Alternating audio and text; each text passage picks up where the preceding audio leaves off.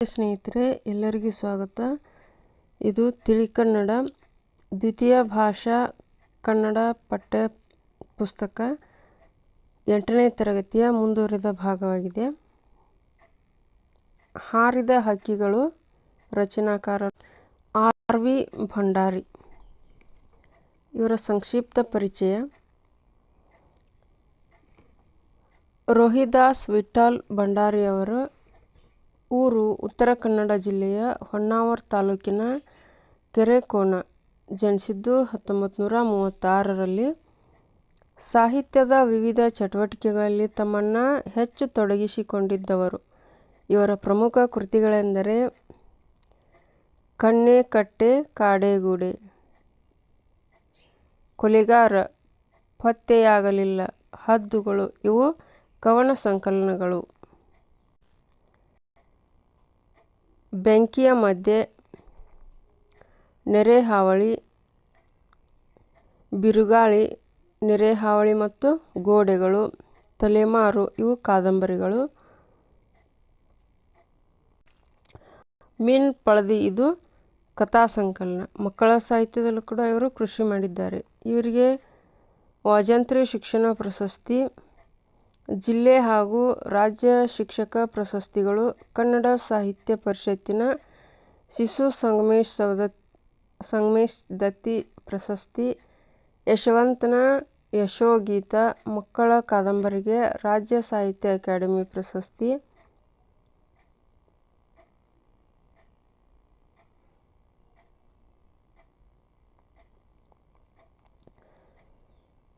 ಪ್ರಸ್ತುತ ಹಾರಿದ ಹಕ್ಕಿಗಳು ಕವನ ಸಂಕಲನವನ್ನು ಹದ್ದುಗಳು ಕವನ ಸಂಕಲನದಿಂದ ಆಯ್ದುಕೊಳ್ಳಲಾಗಿದೆ. ಪದಗಳ ಅರ್ಥ. ಅಲೆದು, ತೂಗಿ, ಬಳುಕಿ, ಕುಲುಕು, ಅಲುಗಾಡು, ವಯ್ಯಾರ, ಮಾತೃಸ್ಥಾನ, ಮೂಲ ನೆಲೆ, ಉಲಿ, ಮಾತು ಮತ್ತು ಧ್ವನಿ. ಚಿಟಬಿಲ್ಲು, ಹಕ್ಕಿಗೆ ಗುರಿಯಿಟ್ಟು ಕಲ್ಲು ಬೀರುವ ಸಾಧನ. ಚಿಟಬಿಲ್ಲು. ಜ್ಯೋತಿಯೇ ಆಗು ಜಗಕ್ಕೆಲ್ಲ. ಇದು ಜನಪದ ಗೀತೆ.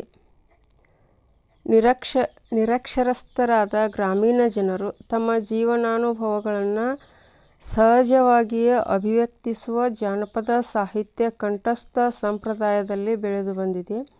ಶುದ್ಧ ದೇಶೀಯ ಸೊಗಡನ್ನು ಹೊಂದಿರುವ ಜನಪದ ಗೀತೆಗಳು ಸತ್ವಯುತವಾಗಿದ್ದು ವಿವೇಕವನ್ನು ಹೇಳುವ ನೀತಿ ವಾಕ್ಯಗಳಾಗಿವೆ.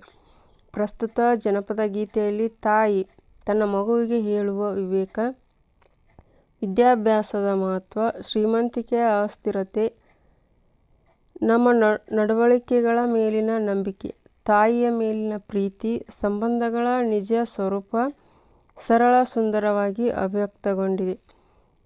ಪ್ರಸ್ತುತ ತ್ರಿಪದಿಗಳನ್ನು ಜೆ. ಜವರೇಗೌಡ ಸಂಪಾದಿಸಿರುವ ಜನಪದ ಗೀತಾಂಜಲಿ ಹಾಗೂ ಹಲಸಂಗಿ ಗೆಳೆಯರು ಸಂಪಾದಿಸಿರುವ ಗರತಿಯ ಹಾಡು ಸಂಕಲನಗಳಿಂದ ಆಯ್ದುಕೊಳ್ಳಲಾಗಿದೆ. ಪದಗಳ ಅರ್ಥ. ಅಡವಿ, ಕಾಡು, ಅರಣ್ಯ, ಆಚಾರ, ಒಳ್ಳೆಯ ನಡತೆ, ಸಂಪ್ರದಾಯ, ಕುದಿ, ಸಂಕಟಪಡು, ಕೋಪದಿಂದ ಕೆರಳು, ಚೂಡಾಮಣಿ, ರತ್ನದ ಆಭರಣ, ಶ್ರೇಷ್ಠವಾದುದು, ಪ್ರಭು, ರಾಜ, ಯಜಮಾನ ಮತ್ತು ಒಡೆಯ, ಭಾವ, ಸಹೋದರಿಯ ಗಂಡ, ರೊಕ್ಕ, ಹಣ ಮತ್ತು ರೂಪಾಯಿ, ಸಂಸಾರ, ಕುಟುಂಬ, ಲೌಕಿಕ ಜೀವನ, ಅರಸ, ರಾಜ ಮತ್ತು ಶ್ರೇಷ್ಠ, ಇಟ್ಟು, ಇಡುವುದು, ಊಟಕ್ಕೆ ನೀಡಿ, ಕೈಲಾಸ, ಶಿವನ ನೆಲೆ, ಜ್ಯೋತಿ, ಬೆಳಕು ಮತ್ತು ದೀಪ, ಬಂಗಾರ, ಚಿನ್ನ, ಹೇಮ ಮತ್ತು ಕನಕ, ಮದ್ದಿನ ಮಧ್ಯಾಹ್ನ, ನಡುಹಗಲು, ಸಂತೆ, ನಿಯಮಿತ ಸ್ಥಳ ಹಾಗೂ ದಿನದಲ್ಲಿ ಕೊಂಡುಕೊಳ್ಳುವುದಕ್ಕೆ ಜನ ಸೇರುವುದು, ಸಾಮ್ರಾಜ್ಯ, ಸಾಮ್ರಾಜ್ಯ ರಾಜನ ಆಡಳಿತಕ್ಕೆ ಒಳಪಟ್ಟ ವಿಸ್ತಾರವಾದ ರಾಜ್ಯ. ಹಂಗಿಸು, ಹೀಯಾಳಿಸು, ವ್ಯಂಗ್ಯ ಮಾಡು, ಹೊತ್ತು, ಸಮಯ ಮತ್ತು ಕಾಲ. ನನ್ನ ಹಾಗೆ ರಚನಾಕಾರರು ಸೂರಂ ಯಕ್ಕುಂಡಿ. ಸೂರಂ ಯಕ್ಕುಂಡಿಯವರ ಪೂರ್ಣ ಹೆಸರು ಸುಬ್ಬಣ್ಣ ರಂಗನಾಥ್ ಯಕ್ಕುಂಡಿ. ಇವರು ಹಾವೇರಿ ಜಿಲ್ಲೆಯ ರಾಣಿಬೆನ್ನೂರಿನಲ್ಲಿ 1923ರಲ್ಲಿ ಜನಿಸ್ತಾರೆ. ಬಡತನದಲ್ಲಿ ಬೆಳೆದ ಇವರು ಶ್ರೀ ಸತ್ಯಬೋಧ ಸೇವಾ ಸಂಘ ನಡೆಸುತ್ತಿದ್ದ ವಾಚನಾಲಯದಲ್ಲಿ ಕೆಲಸಕ್ಕೆ ಸೇರಿದರು. ಅದರ ಫಲವಾಗಿ ವಾಚನಾಲಯದ ಪುಸ್ತಕಗಳನ್ನು ಪುಕ್ಕಟೆ ಓದುವ ಅವಕಾಶ ಸಿಕ್ಕು ಯಕ್ಕುಂಡಿಯವರು ಸಾಹಿತ್ಯ ಲೋಕಕ್ಕೆ ಆಕರ್ಷಿತರಾದರು. ಪ್ರೌಢಶಾಲೆಯಲ್ಲಿ ಓದುತ್ತಿರುವಾಗ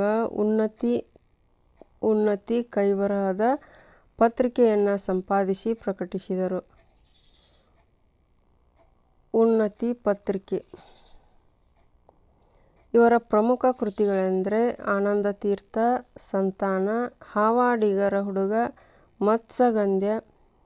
ಮತ್ಸಗಂಧಿ, ಬೆಳ್ಳಕ್ಕಿಗಳು, ಕಥನ ಕವನಗಳು, ಬಕುಳದ ಹೂಗಳು ಇನ್ನೂ ಮುಂತಾದವು.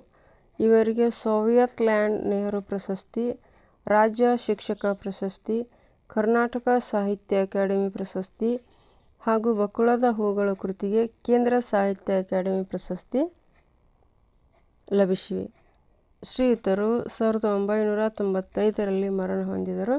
ಪ್ರಸ್ತುತ ಪದ್ಯವನ್ನು ಅವರ ಕಥನ ಕವನಗಳು ಎಂಬ ಕವನ ಸಂಗ್ರಹದಿಂದ ಆಯ್ದುಕೊಳ್ಳಲಾಗಿದೆ. ಪದಗಳ ಅರ್ಥ ಅಭಯ, ರಕ್ಷಣೆ. ದುಗ್ಧಹಾಸ, ಹಾಲುನಗೆ, ಮುಗುಳ್ನಗೆ.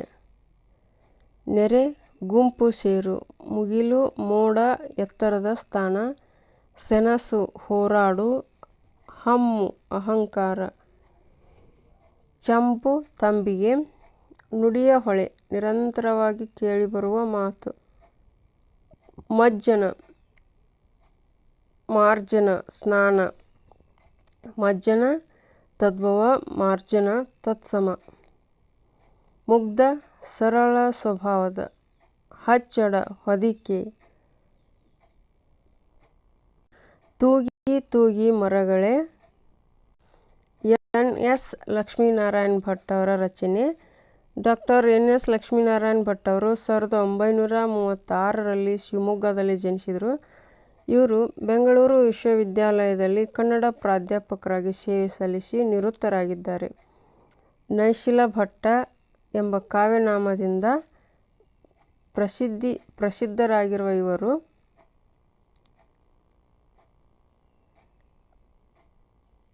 ನಿನ್ನೆಗೆ ನನ್ನ ಹಾಡು, ವೃತ್ತ ಸುಳಿ, ಹೊಳೆಯ ಸಾಲಿನ ಮರ, ಬಾರೋ ವಸಂತ, ಭಾವ ಸಂಗಮ, ದೀಪಿಕಾ ಮುಂತಾದ ಕೃತಿಗಳನ್ನು ರಚಿಸಿದ್ದಾರೆ.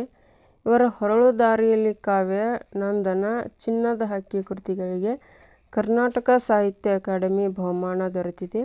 ಜೊತೆಗೆ ಕಾರಂತ ಪ್ರಶಸ್ತಿ, ರಾಜ್ಯೋತ್ಸವ ಪ್ರಶಸ್ತಿ, ಆರ್ಯಭಟ ಪ್ರಶಸ್ತಿಗೂ ಭಾಜನರಾಗಿದ್ದಾರೆ.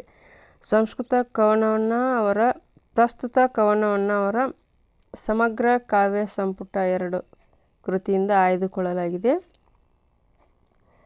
ಪದಗಳ ಅರ್ಥ ಇಳೆ, ಭೂಮಿ, ಧರೆ, ಪೃಥ್ವಿ. ಋಷಿ, ತಪಸ್ವಿ, ಮುನಿ. ಓಲೆ, ಪತ್ರ. ಕರ, ಕೈ ಮತ್ತು ಹಸ್ತ. ಗಾನ, ಹಾಡು, ಸಂಗೀತ. ತಳೆ, ಧರಿಸು. ನಾಲೆ, ಕಾಲುವೆ ಮತ್ತು ತೋಡು. ಮಧುರ, ಇಂಪಾದ. ಇಳಿ, ಕೆಳಕ್ಕೆ ಬರು, ಬೀಳು. ಒಡಲು, ಶರೀರ, ಹೊಟ್ಟೆ. ಔದಾರ್ಯ, ಉದಾರತೆ, ಧಾರಾಳ ಗುಣ. ಕರುಣೆ, ದಯೆ. ತಮ, ಕತ್ತಲು. ತುಡಿ, ಮಿಡಿ, ಸ್ಪಂದಿಸು. ನೆಲೆ, ಆಶ್ರಯ. ವರ, ಅನುಗ್ರಹ. ಮಳೆ ಬರಲಿ. ರಚನಾಕಾರರು ಸವಿತಾ ನಾಗಭೂಷಣ್. ಸವಿತಾ ನಾಗಭೂಷಣ್ ಅವರು 1961ರಲ್ಲಿ ಚಿಕ್ಕಮಗಳೂರಿನಲ್ಲಿ ಜನಿಸ್ತಾರೆ. ಇವರು ಇತಿಹಾಸದಲ್ಲಿ ಸ್ನಾತಕೋತ್ತರ ಪದವಿ ಪಡೆದು ಅಂಚೆ ಇಲಾಖೆಯಲ್ಲಿ 20 ವರ್ಷ ಸೇವೆ ಸಲ್ಲಿಸಿ ಸ್ವಯಂ ನಿವೃತ್ತಿ ಹೊಂದಿದ್ದಾರೆ. ಇವರು ಚಂದ್ರನನ್ನು ಕರೆಯಿರಿ ಭೂಮಿಗೆ, ಹೊಳೆ ಮಗಳು, ಆಕಾಶ ಮಲ್ಲಿಗೆ, ಜಾತ್ರೆಯಲ್ಲಿ ಶಿವ, ದರುಶನ, ಕಾಡು ಲಿಲ್ಲಿಯ ಹೂಗಳು, ಹಳ್ಳಿಯ ದಾರಿ ಮೊದಲಾದ ಕವನ ಸಂಕಲನಗಳು. ಸ್ತ್ರೀಲೋಕ ಎಂಬ ಕಾದಂಬರಿಯನ್ನು ಬರೆದಿದ್ದಾರೆ. ನಾ ಬರುತ್ತೇನ್ ಕೇಳ್ ಎಂಬ ಕವನ ಸಂಕಲನಕ್ಕೆ ಕರ್ನಾಟಕ ಸಾಹಿತ್ಯ ಅಕಾಡೆಮಿ ಪ್ರಶಸ್ತಿ ದೊರೆತಿದೆ ಹಾಗೂ ಡಿ.ಎಸ್. ಕರ್ಕಿ ಕಾವ್ಯ ಪ್ರಶಸ್ತಿಯೂ ಲಭಿಸಿದೆ. ಪ್ರಸ್ತುತ ಮಳೆ ಬರಲಿ ಕವನವನ್ನು ಚಂದ್ರನನ್ನು ಕರೆಯಿರಿ ಭೂಮಿಗೆ ಕವನ ಸಂಕಲನದಿಂದ ಆಯ್ದುಕೊಳ್ಳಲಾಗಿದೆ. ಪದಗಳ ಅರ್ಥ: ಕಂಬಳಿ, ಕರಿಯ ತುಪ್ಪಟದಿಂದ ಮಾಡಿದ ಹೊದಿಕೆ. ಕೊಳ್ಳ, ತಗ್ಗು, ಕುಣಿ, ಬಯಲು, ವಿಸ್ತಾರವಾದ ಭೂಪ್ರದೇಶ. ಹಳ್ಳ, ತಗ್ಗು, ಗುಣಿ. ಕಸಿದು, ಕಿತ್ತುಕೊಳ್ಳು, ಅಪಹರಿಸು. ಛಾವಣಿ, ಚಾವಣಿ ಮತ್ತು ಮಾಳಿಗೆ. ಬೆಂದ, ಸುಡು, ಕುದಿ, ಬಿಸಿ. ಹಕ್ಕಿಗಳು. ಸಿದ್ಧಲಿಂಗಯ್ಯ ಅವರ ರಚನೆ. ಡಾ. ಸಿದ್ಧಲಿಂಗಯ್ಯ ಅವರು ದಲಿತ ಕವಿ ಎಂದೇ ಪ್ರಸಿದ್ಧರಾಗಿದ್ದಾರೆ. ಇವರು 1954ರಲ್ಲಿ ಬೆಂಗಳೂರು ಗ್ರಾಮಾಂತರ ಜಿಲ್ಲೆ ಮಾಗಡಿ ತಾಲೂಕಿನ ಮಂಚನಬೆಲೆಯಲ್ಲಿ ಜನಿಸ್ತಾರೆ. ಈಗಿನ ರಾಮನಗರ ಜಿಲ್ಲೆ ಇದು. ದಲಿತರ ದುಃಖ ದುಮ್ಮಾನಗಳಿಗೆ ಧ್ವನಿಯಾಗಿರುವ ಇವರು ಹೊಲೆ ಮಾದಿಗರ ಹಾಡು, ಸಾವಿರಾರು ನದಿಗಳು, ಕಪ್ಪು ಕಾಡಿನ ನಾಡು, ಮೆರವಣಿಗೆ ಮುಂತಾದ ಕವನ ಸಂಕಲನಗಳನ್ನು, ಅವತಾರಗಳು, ಗ್ರಾಮ ದೇವತೆಗಳು, ಹಕ್ಕಿ ನೋಟ ಮುಂತಾದ ಗದ್ಯ ಕೃತಿಗಳನ್ನು, ಪಂಚಮ, ನೆಲಸಮ, ಏಕಲವ್ಯ ನಾಟಕಗಳನ್ನು ಬರೆದಿದ್ದಾರೆ. ಊರು ಕೇರಿ ಇವರ ವಿಶಿಷ್ಟ ರೀತಿಯ ಆತ್ಮಕಥನವಾಗಿದೆ. ಇವರು 2 ಬಾರಿ ಕರ್ನಾಟಕ ವಿಧಾನ ಪರಿಷತ್ತಿನ ಸದಸ್ಯರಾಗಿ, ಕನ್ನಡ ಪುಸ್ತಕ ಪ್ರಾಧಿಕಾರದ ಅಧ್ಯಕ್ಷರಾಗಿ ಸೇವೆ ಸಲ್ಲಿಸಿದ್ದಾರೆ.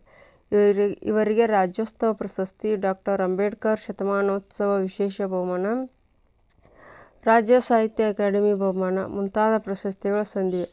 ಪ್ರಸ್ತುತ ಹಕ್ಕಿಗಳು ಕವನವನ್ನು ಅವರ ಮೆರವಣಿಗೆ ಕೃತಿಯಿಂದ ಆಯ್ದುಕೊಳ್ಳಲಾಗಿದೆ.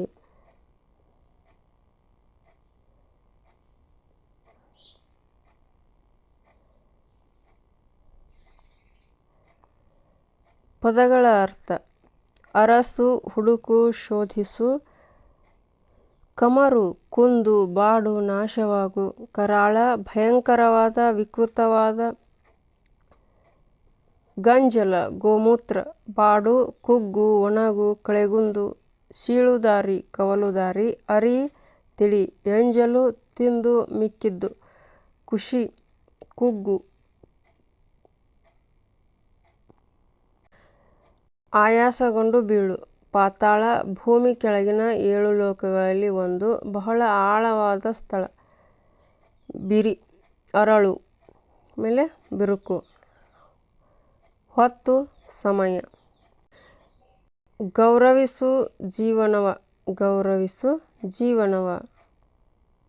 ಡಿ. ವಿ. ಜಿಯವರು. ಡಿ. ವಿ. ಜಿ ಎಂದು ಪ್ರಸಿದ್ಧರಾಗಿರುವ ದೇವನಹಳ್ಳಿ ವೆಂಕಟರಮಣಯ್ಯ ಗುಂಡಪ್ಪ ಅವರು 1887ರಲ್ಲಿ ಕೋಲಾರ ಜಿಲ್ಲೆಯ ಮುಳಬಾಗಿಲಿನಲ್ಲಿ ಜನಿಸಿದರು. ಪತ್ರಿಕೋದ್ಯಮಿಯಾಗಿ, ಗೋಖಲೆ ಸಾರ್ವಜನಿಕ ಸಂಸ್ಥೆಯ ಸ್ಥಾಪಕರಾಗಿ, ಸಮಾಜ ಸೇವಕರಾಗಿ, ಸಾಹಿತಿಯಾಗಿ ಪ್ರಸಿದ್ಧರಾದವರು. ಇವರು ಮಂಕುತಿಮ್ಮನ ಕಗ್ಗ, ಮರುಳು ಮುನಿಯನ ಕಗ್ಗ, ಉಮರನ ಒಸಗೆ, ಜ್ಞಾಪಕ ಚಿತ್ರಶಾಲೆ, ಅಂತಃಪುರ ಗೀತೆಗಳು ಮೊದಲಾದ ಮೌಲಿಕ ಕೃತಿಗಳನ್ನು ರಚಿಸಿದ್ದಾರೆ. ಡಿ. ವಿ. ಜಿಯವರು ಶ್ರೀಮದ್ಭಗವದ್ಗೀತಾ ತಾತ್ಪರ್ಯ ಕೃತಿಗೆ ಕೇಂದ್ರ ಸಾಹಿತ್ಯ ಅಕಾಡೆಮಿ ಪ್ರಶಸ್ತಿ ಲಭಿಸಿದೆ. ಮಡಿಕೇರಿಯಲ್ಲಿ ಸಮಾವೇಶಗೊಂಡ 18ನೆಯ ಕನ್ನಡ ಸಾಹಿತ್ಯ ಸಮ್ಮೇಳನದ ಅಧ್ಯಕ್ಷರಾಗಿದ್ದರು. ಇವರಿಗೆ ಮೈಸೂರು ವಿಶ್ವವಿದ್ಯಾಲಯವು ಗೌರವ ಡಿ.ಲಿಟ್. ಪದವಿ ನೀಡಿ ಗೌರವಿಸಿದೆ. ಇವರು 1975ರಲ್ಲಿ ನಿಧನರಾಗ್ತಾರೆ. ಗೌರವಿಸು ಜೀವನವ ಪದ್ಯಭಾಗವನ್ನು ಡಿ. ವಿ. ಜಿಯವರ ಮಂಕುತಿಮ್ಮನ ಕಗ್ಗ ಕೃತಿಯಿಂದ ಆಯ್ಕೆ ಮಾಡಲಾಗಿದೆ. ಪದಗಳ ಅರ್ಥ: ಅನುಗ್ರಹ, ಕೃಪೆ, ಆಶೀರ್ವಾದ, ದಯೆ. ಆತ್ಮೋನ್ನತಿ, ಅಧ್ಯಾತ್ಮ ಸಾಧನೆಯಿಂದ ಉನ್ನತಿಗೇರುವುದು. ಅಲ್ಪ, ಕಡಿಮೆ. ಕೆಳೆ, ಸ್ನೇಹ, ಗೆಳೆತನ. ಕೂಟ, ಸಂಘ, ಗುಂಪು, ಜೀವನ, ಬದುಕು, ತೃಣ, ಹುಲ್ಲು, ಗರಿಕೆ, ನೂತ್ನ, ನೂತನ, ಹೊಸ. ನೂತ್ನ ಅಂದರೆ ನೂತನ ಮತ್ತು ಹೊಸ. ಬ್ರಹ್ಮಾನುಭವಿ, ಅನುಭವದಿಂದ ಸಿದ್ಧಿ ಪಡೆದವನು. ಮೊಡಕು, ಮೂಲೆ, ವಿಸ್ತಾರ, ಹರವು, ವಿಶಾಲತೆ. ಸತ್ವ, ಸಾರ, ಬಲ, ಇರುವಿಕೆ. ಚೇತನ, ಮನಸ್ಸು, ಶಕ್ತಿ, ಆತ್ಮ. ತನಿ, ತಂಪಾಗು, ತೃಪ್ತಿ ಹೊಂದು. ದಿನಪ, ಸೂರ್ಯ, ರವಿ, ಆದಿತ್ಯ. ಪುಣ್ಯ, ಭಾಗ್ಯ, ಅದೃಷ್ಟ. ಭೇದ, ಭೇದ, ಒಡಕು, ಬಿರುಕು, ಭಿನ್ನತೆ. ಮೃತ್ಯು, ಸಾವು, ಮರಣ. ಸಮೃದ್ಧಿ, ಐಶ್ವರ್ಯ ಮತ್ತು ಪ್ರಗತಿ. ಧನ್ಯವಾದಗಳು ಸ್ನೇಹಿತರೆ.